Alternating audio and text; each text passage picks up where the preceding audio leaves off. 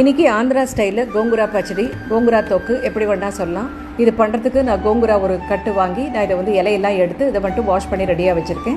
சில இதெல்லாம் நம்ம வறுத்துக்கணும். அதுக்கு வானிலையில் 1 ஸ்பூன் எண்ணெயில் 1 ஸ்பூன் கடுகு, 1 ஸ்பூன் வெந்தயம், ஒரு சின்ன கட்டி பெருங்காயம் எல்லாத்தையும் வறுத்து தனித்தனியாக வறுத்து இதை எடுத்து வச்சுட்டு 1 டேபிள் ஸ்பூன் தனியா, இப்போ ஒரு 15 போல் சிகப்பு மிளகாய் இதை வறுத்து இது எல்லாத்தையும் தட்டில் கொட்டி ஆற வச்சுக்கணும். இப்போ இதோடு சேர்த்து ஒரு கல் உப்பையும் சேர்த்து நம்ம ஆட் பண்ணி நம்ம ஆற வச்சுக்கணும். இப்போது 1 ஸ்பூன் எண்ணெய் விட்டு இந்த கோங்குரா இலைகளெல்லாம் நம்ம வதக்கிக்கணும். இதெல்லாம் சுருளை வதங்கும் போது இப்போ ஒரு சின்ன கோலி குண்டு சைஸ் புளியும் சேர்த்து நம்ம வதக்கி இது எல்லாத்தையும் ஆற விட்டுக்கணும், தட்டில் எடுத்து வச்சுக்கணும். இப்போ ஆறின அந்த ரோஸ்ட் பண்ண இன்க்ரீடியன்ஸ் எல்லாத்தையும் நம்ம மிக்ஸி ஜாரில் நம்ம பவுடர் பண்ணிக்கணும். இதோட நம்ம அந்த ஆறின இந்த கோங்குரா இலையும் சேர்த்து நம்ம அதோட ஒரு சுற்றி நம்ம ரெடியாக எடுத்து வச்சுக்கணும்.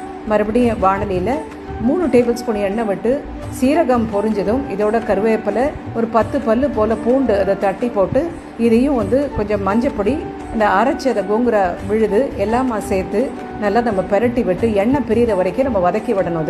இதை வதக்கினா கோங்குரா சட்னி ரெடி. இப்போ நம்ம இதை எடுத்து நம்ம ஒரு பாத்திரத்தில் ட்ரான்ஸ்ஃபர் பண்ணிட்டு நான் வானலியில் 2 ஸ்பூன் கோங்குரா சட்னியோட நான் சாதம் பெரட்டி வச்சுருக்கேன்.